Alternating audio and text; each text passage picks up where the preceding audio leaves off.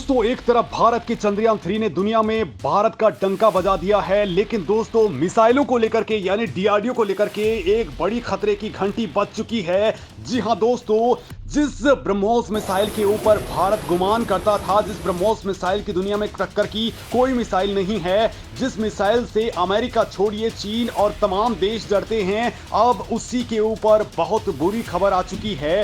पाकिस्तान के हाथ हमारा खूंखार हथियार ब्रह्मोस लग चुका है। जी हां दोस्तों, ये एक ऐसी खबर है जिसने पूरी दुनिया के अंदर भूचाल मचा दिया है और ये भारत के लिए भी बहुत बड़ा संकट बन सकती है।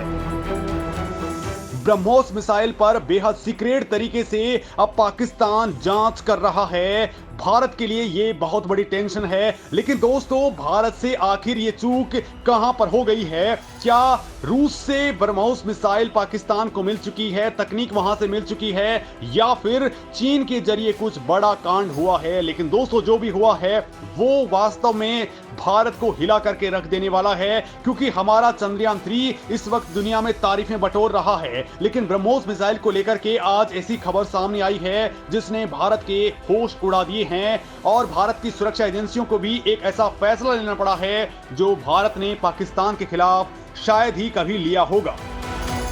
बिल्कुल ठीक सुन रहे हैं दोस्तों, ये खबर है ब्रह्मोस मिसाइल को लेकर के जो अब पाकिस्तान के हाथ लग गई है और वो इसका बेहद सीक्रेट तरीके से टेस्ट कर रहा है। यहां पर डर इस बात का है कि अगर इसकी तकनीक पाकिस्तान के हाथ में लग गई या फिर उसने इससे जुड़ी हुई कोई भी गुप्त जानकारी हथिया ली तो भारत के लिए बड़ी टेंशन बन जाएगी। और दोस्तों भारत ने पाकिस्तान के खिलाफ इसी मामले में बड़ा एक्शन लिया है, लिहाजा इस वीडियो पर बने रहिए क्योंकि मैं आपको बताने वाला हूं कि आखिर पाकिस्तान के हाथ ये मिसाइल कैसे लग चुकी है। तो दोस्तों वो तारीख थी 9 मार्च 2022। पाकिस्तान के खानेवाल जिले के मियां चिन्नू कस्बे में शाम के 7 से 8 बजे के बीच में आसमान से आग का एक गोला गिरने की खबर आती है। इस घटना की सूचना मिलते ही पाकिस्तानी रेंजर्स, स्थानीय पुलिस और दूसरी जांच एजेंसियों की टीम तुरंत ही वहां पर पहुंचती हैं। मामला बॉर्डर से जुड़ा हुआ था, लिहाजा घटना की जानकारी इस्लामाबाद में बैठे अधिकारियों को भी दी गई, लेकिन पाकिस्तान 3 दिनों तक ये कंफर्म नहीं कर पाया कि उसके इलाके में आवाज से 3 गुना ज्यादा रफ्तार और 40,000 फीट की ऊंचाई से घुसी वो चीज क्या थी। यानी पाकिस्तान इस मिसाइल को ट्रैक करना तो छोड़िए, थोड़ा बहुत भी समझ नहीं पाया। उसके बाद में दोस्तों 11 मार्च को भारतीय रक्षा मंत्रालय ने बताया कि पाकिस्तानी इलाके में गिरी चीज ब्रह्मोस मिसाइल है जो गलती से फायर हो गई थी। इस घटना ने दोस्तों पाकिस्तान के एयर डिफेंस की पोल खोल करके रख दी, वो एयर डिफेंस जो चीन भी यूज करता है। लेकिन अब दोस्तों एक बड़ा खेल हो गया है। पाकिस्तान अब उस मिसाइल के मामले की जांच कर रहा है और दावा किया जा रहा है कि पाकिस्तान के हाथ ब्रह्मोस मिसाइल से जुड़ी गुप्त जानकारी लग चुकी है। दोस्तों पाकिस्तान अब तक इसकी रिवर्स इंजीनियरिंग कर रहा था, यानी पाकिस्तान ब्रह्मोस को डिकोड करने की कोशिश कर रहा था जिससे भविष्य में उसे शर्मिंदगी ना उठानी पड़े। दोस्तों 9 मार्च 2022 की घटना ने भारतीय सुरक्षा एजेंसियों को भी हैरान करके रख दिया था।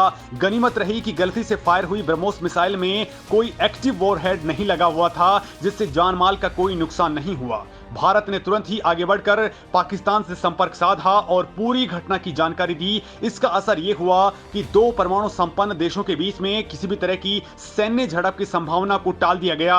हालांकि भारतीय रक्षा प्रतिष्ठान इस बात से खुश भी थे कि पाकिस्तान ब्रह्मोस मिसाइल को डिटेक्ट नहीं कर पाया और ये मिसाइल पाकिस्तानी रडार की पकड़ में आए भी नहीं, उसके इलाके में घुसने में कामयाब हो गई और वहां पर उसके एयर डिफेंस सिस्टम को ये पूरी तरह छकाने में कामयाब रही। दोस्तों ये एक तरीके से भारत के लिए बहुत बड़ी जीत की तरह थी, लेकिन आज जो इंफॉर्मेशन आ रही है वो वास्तव में ठीक नहीं है, क्योंकि दोस्तों इस ब्रह्मोस के मलबे को लेकर के पाकिस्तान ने रिवर्स इंजीनियरिंग शुरू कर दी। लिहाजा दोस्तों अगर उसके हाथ में थोड़ी भी गुप्त जानकारी लगी तो ये भारत को टेंशन देने वाली बात हो जाएगी। दूसरी बड़ी बात यह है दोस्तों कि पाकिस्तान की खुफिया एजेंसी लगातार भारत के वैज्ञानिकों को हनी ट्रैप के जरिए फंसा करके बड़ी जानकारियां जुटाने में लगी हुई थी और वहां से भी उसको कई जानकारियां मिल चुकी हैं।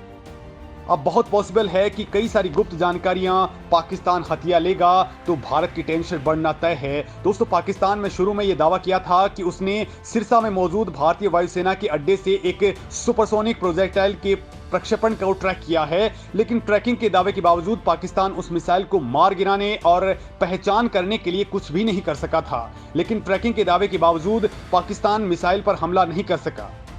इस घटना ने पाकिस्तानी फोरेंसिक विशेषज्ञों को भारत के सबसे शक्तिशाली हथियारों में से एक पर हाथ रखने का अवसर दे दिया। रिपोर्ट्स के मुताबिक दोस्तों ऐसा लगता है कि पाकिस्तान ने मिसाइल को डिकोड करने के अपने प्रयास को 2 गुना कर दिया है और इसमें चीन को भी उससे बड़ा सपोर्ट मिल रहा है, क्योंकि दोस्तों एक पाकिस्तानी जासूस ने खुद को जारा दास गुप्ता बता करके वरिष्ठ भारतीय वैज्ञानिक प्रदीप कुरुलकर से ब्रह्मोस के बारे में विस्तार से बातचीत की है और उस जानकारी के मुताबिक भारत की ब्रह्मोस मिसाइल पाकिस्तान में 124 किलोमीटर अंदर जाकर के गिरी थी। हालांकि मानवीय चूक से हुई इस घटना ने पाकिस्तान को एक बड़ा मौका दे दिया कि वो भारत के सबसे पावरफुल हथियारों में से एक के बारे में जानकारी ले सके। पाकिस्तानी जांच एजेंसियां भारत के ब्रह्मोस के मलबे को अपने साथ लेकर के गई थी और आजकल उनका टेस्टिंग कर रही हैं ताकि पाकिस्तान भारत की ब्रह्मोस मिसाइल की कार ढूंढ सके। दोस्तों आपको बता दूं कि हनी ट्रैप के जरिए भारतीय वरिष्ठ वैज्ञानिक प्रदीप कुरुलकर को फंसाने वाली जारा दास गुप्ता नाम की पाकिस्तानी एजेंट ने ब्रह्मोस के बारे में जानकारी निकालने की कोशिश की थी। उसने डीआरडीओ के वैज्ञानिक कुरुलकर से पूछा था कि क्या ब्रह्मोस भी उसी का आविष्कार है। इस पर कुरुलकर ने कहा था कि मेरे पास सभी ब्रह्मोस वेरिएंट्स पर लगभग 186 पन्नों की प्रारंभिक डिजाइन रिपोर्ट्स है। बाद में कुरुलकर ने कथित तौर पर पाकिस्तानी एजेंट को इस डिजाइन की रिपोर्ट्स को क्लासिफाइड बताते हुए मेल करने के भेजने से इनकार कर दिया था। हालांकि दोस्तों उन्होंने पाकिस्तानी एजेंट से मुलाकात के दौरान इस क्लासिफाइड डॉक्यूमेंट को दिखाने का भरोसा दिया था। वही दोस्तों ब्रह्मोस की मिस फायरिंग की घटना ने पाकिस्तानी एयर डिफेंस की पोल खोल करके रख दी थी। इससे पहले भी बालाकोट एयर स्ट्राइक के दौरान भारतीय लड़ाकू विमानों ने पाकिस्तान के अंदर घुस करके जैश के ठिकानों पर बमबारी की थी और सुरक्षित वापस आ गए थे। ऐसे में दोस्तों सवाल ये उठता है कि क्या पाकिस्तान के पास ऐसे रडार और दूसरे इक्विपमेंट्स नहीं हैं कि वो अपनी वायु रक्षा कर सके। पाकिस्तान ने हाल ही में चीन से MQ-9 एयर डिफेंस सिस्टम खरीदा है। इसे खास तौर पर भारत से लगी सीमा पर ही तैनात किया गया है। पाकिस्तानी सेना का दावा है कि उसके पास 100 किलोमीटर तक मार करने वाली क्रूज मिसाइलों के खिलाफ मारक क्षमता है। हालांकि सैन्य विशेषज्ञों का मानना है कि पाकिस्तान का एयर डिफेंस सिस्टम सिर्फ लड़ाकू विमानों के खिलाफ ही कारगर है। यह किसी सुपरसोनिक या फिर हाइपरसोनिक मिसाइल को ट्रैक तक नहीं कर पाता है और इसका बड़ा एग्जाम्पल ब्रह्मोस मिसाइल है। दोस्तों इस मामले में भारत के लिए बड़ा एडवांटेज ये रहा कि भारत ब्रह्मोस मिसाइल को चीन के खिलाफ पूरे LAC पर डिप्लॉय कर चुका है। साथ ही चीन के दुश्मनों को भी भारत इसी मिसाइल को दे चुका है। दोस्तों ये घटना बेशक एक मानवीय भूल के तौर पर हुई थी, लेकिन इसका बड़ा फायदा ये हुआ कि दुनिया को पता चल गया कि चीन के एयर डिफेंस सिस्टम्स पूरी तरह से इस मिसाइल को ट्रैक तक नहीं कर पाते हैं। लिहाजा इसे रोकना तो बहुत दूर की कौड़ी है। लिहाजा चीन को अगर काउंटर करना है तो इसी तरह की मिसाइल होना बेहद जरूरी है। और दोस्तों इस मामले में अब भारत ने जो तिलिस्म दिखाया है वो बड़ा काम का है। लेकिन इसी दौरान पाकिस्तान अगर इस मिसाइल की रिवर्स इंजीनियरिंग कर लेता है, इसे पूरी तरह से डिकोड कर लेता है, तो फिर दोस्तों ये भारत के लिए बड़ी दिक्कत हो सकती है। लेकिन जो मिसाइल पाकिस्तान के अंदर गिरी थी वो वास्तव में बहुत ज्यादा डैमेज हो चुकी थी। लिहाजा उसकी रिवर्स इंजीनियरिंग करना बहुत टफ टास्क है। ये बात अलग है कि भारत के वैज्ञानिकों को हनी ट्रैप में फंसा करके अगर वहां से डिजाइन्स उठा लिए गए हैं तो ये भारत के लिए बड़ा खतरा बन सकती है। दोस्तों आपको क्या लगता है कि भारत के वैज्ञानिकों को किस तरह की सुरक्षा मेंटेन करनी चाहिए? इसके बारे में अपने कमेंट जरूर करें।